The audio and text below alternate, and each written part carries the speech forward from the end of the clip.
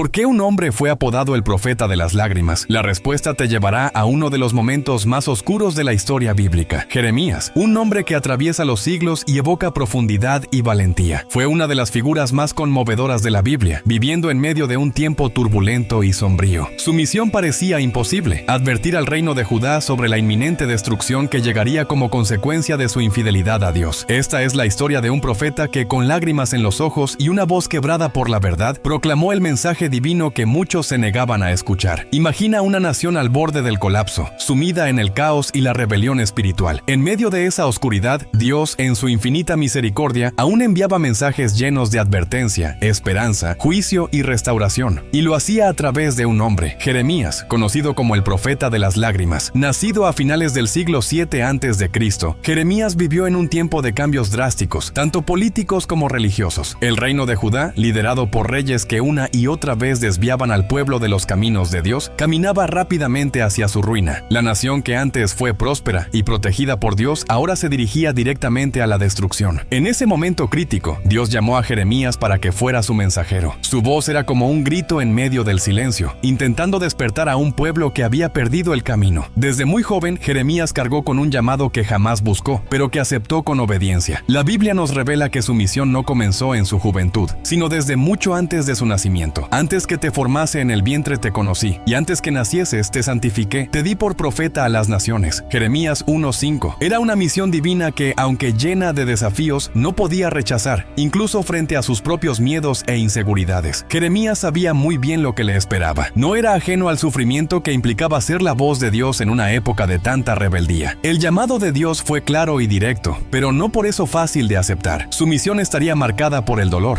el rechazo y la soledad. Como cualquier joven, Jeremías tenía sus miedos e inseguridades. No se veía como un gran orador ni como alguien capaz de confrontar a reyes y naciones. Cuando Dios llamó a Jeremías, su primera reacción fue de duda y temor.